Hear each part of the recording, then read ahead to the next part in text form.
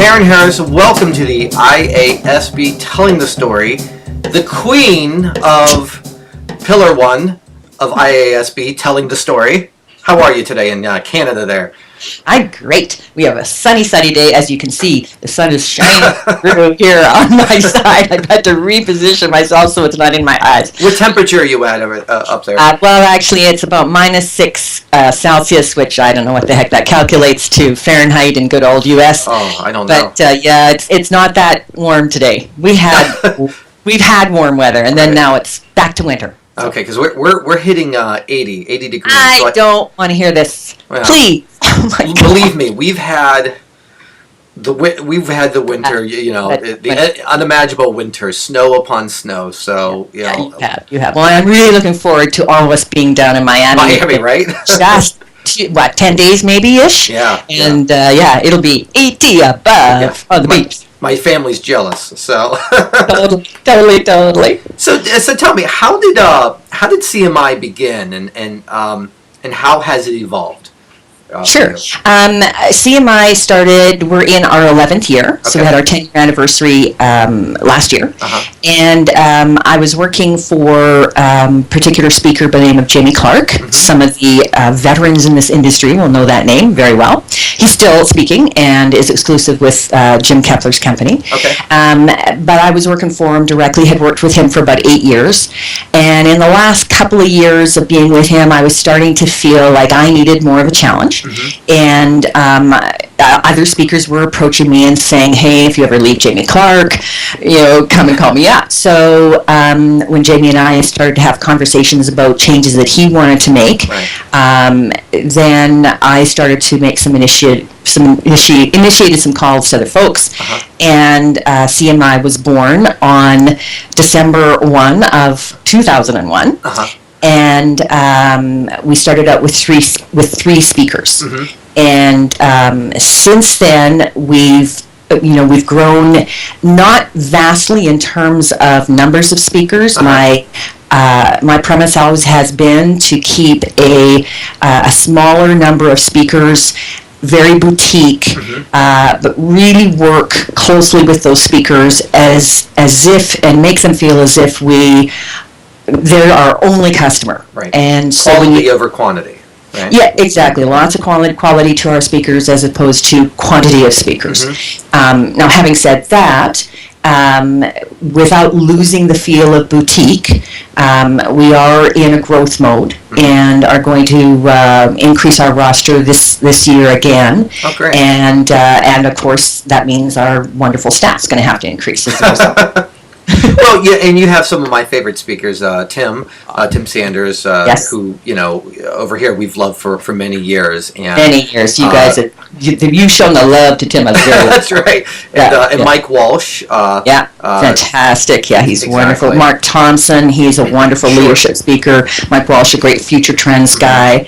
And Tim Sanders, who most people know as the Love Cat. The Love Cat, right. Yeah, what I like about the speakers who you work with is that they are just great people on and off the platform. Yes. They're folks that you could call, and they just have a passion for what they do, and they're just very wonderful to work with.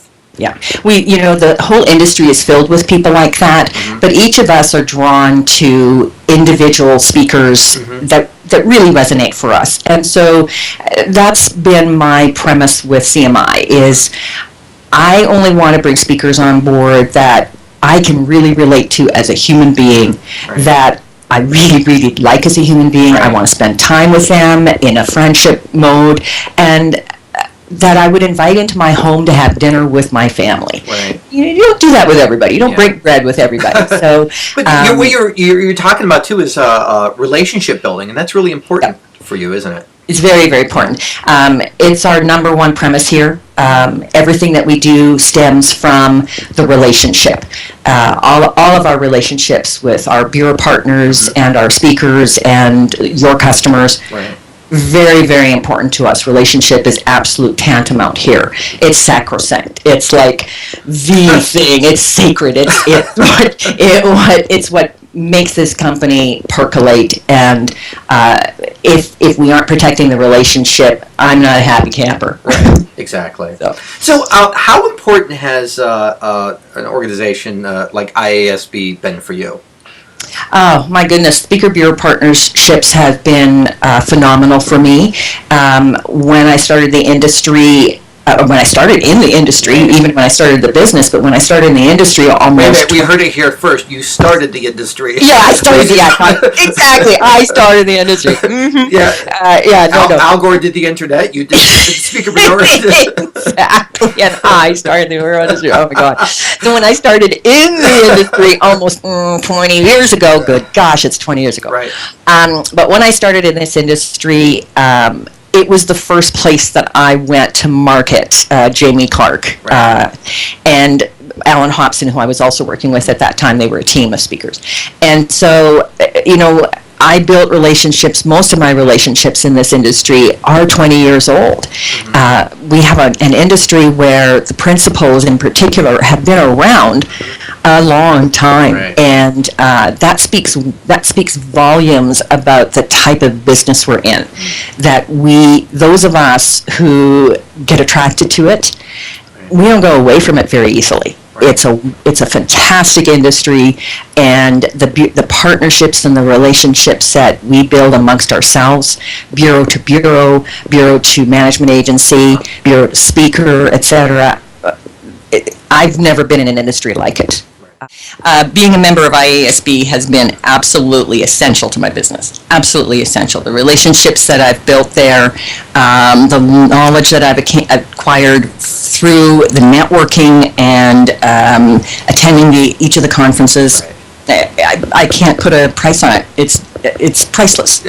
So, be a member is the bottom line. Right. So, how about you personally? How did you get involved in the business? Well, I've always been in sales and management in some form, and I was selling high-end condos here in Calgary, and a couple walked into my office. She and I hit it off. We went for lunch. She knew Alan Hobson and Jamie Clark because she had hired them the year before, and she knew that they were looking for someone to be their office manager. And I went, well, I can do that, but I think I can sell these guys after I learn more about them. So I had to convince them to hire me because I was overqualified, which I was, but that's okay. And I started out at ground zero, managing their office for them for 3 months. We hired somebody else to do that, and I started selling them, and the rest is history. Wow. And you had Pillar 1, which is telling the story at IASB. Yes. And I'm curious to know, how has Pillar 1 evolved since you began heading it, and then what new things can we expect in the near future with this pillar? Okay, well, I'm the first Pillar 1 peep. I love it, the Pillar Peeps. That's right. Pillar 1 peeps. Yeah. This Pillar 1 peeps, and when you see us at the conference in Miami, you'll be seeing the Pillar 1 peeps for sure. You'll know who we are because we'll have a distinctive look. Anyway. I'm the original Pillar 1 because the strategic framework was established 2-ish years ago now. Mm-hmm. And so I'm the original, and when my first year, I was just kind of trying to feel things out and figure things out. Right. The second year you joined on, I was pretty much focused on trying to improve the newsletter in the first year to give more value through the newsletter. Second year, you wonderful Sheldon came on and became the newsletter editor, and I think you've taken it up another couple of notches for us, which I'm so grateful for. Shucks. Yeah, pardon me? Well, I said shucks. Oh, shucks. And this year, which coming up, which will be my third year on the board, we've got a lot more people, right? Yes, we have a wonderful team. All of a sudden, after the conference last year, people sort of got it and have glommed on to this pillar as one that they want to participate in. So we have wonderful people besides yourself, Sheldon. We have Sean Hanks from Premier. We have Sarah Whitten. We have Jill Nickerson. So we have 5 people on the Pillar 1, in the Pillar 1 group, And our goal in this year has been to get you guys sort of up to speed and to create a vision for where we want to take this pillar. And over the next year, we want to do some strategic some real strategic things on the website. We want to improve the quality of the content on the website. Wouldn't it be great if the IASB website was a true resource for our members, where we accumulate all sorts of information from all areas of the meetings industry, and it's all on IASB's website, and that's where everybody has to go, right, because it's the one-stop place. So on that note, how important is it that people get involved and volunteer with IASB? Well, if you're not involved, in my opinion, you're missing out, right? Yeah, this is a great question, and I'm just going to lay it on the line. Anyway, there's been a ton of people over the years who have been involved, and we are so grateful for their involvement. Yeah. However, we need their involvement still today, and we need new people's involvement, so yourself and all the other people that are coming into the industry, that are new to the industry, or perhaps new to IASB membership. We need your involvement because we need your voice. We need to hear what it is you need from us. So if we don't hear from you in some way, shape, or form, volunteer that opinion. Volunteer on a committee that interests you.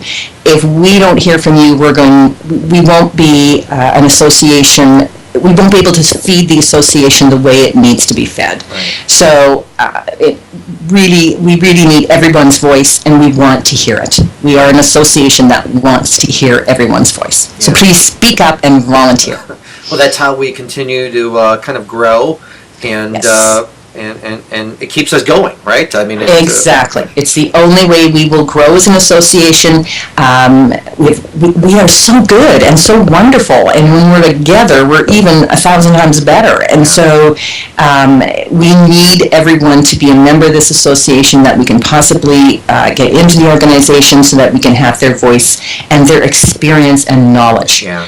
We will raise this ship higher if we all are together. So, and you know what's so nice about the IASB, especially the convention, and now we have a lot of phone calls and conversations even between the convention. Yes. It is like an extension of family, even though we're all different organizations within the same industry, but as an industry, we all pretty much stand united, and really. I think as a whole, we've all developed really good relationships with each other, and that's which is wonderful, right? It's pretty amazing, because we are all competitors with each other. Yeah. We really are, and so it's an amazing thing to see competitors come together, either on the phone or via Skype or at the conference, and share their differences and share their opinions and find ways to work through them. Exactly. We're pretty amazing. Pretty doggone good. That's it. Yeah. Nothing else to be said. We're amazing. Nothing else. We're amazing. Well, Karen, I'm gonna let you get back to your semi-warm weather. Thank you. I'm gonna go out and prepare for Miami. Yes, thank you very much. Get suntan before you hit the beach. I don't think it's gonna work so well, but whatever. But really look forward to seeing you in Miami at IASB, as I'm sure everyone else. Yes. So wonderful. Thank you We're so really much. Looking forward to seeing everybody. Big hugs to everybody until I get there to actually hug you. Yeah, that's right. Put your hug. All right, Sheldon. Right. We'll see you. Take care. Karen. Thank you. Bye-bye. Bye-bye.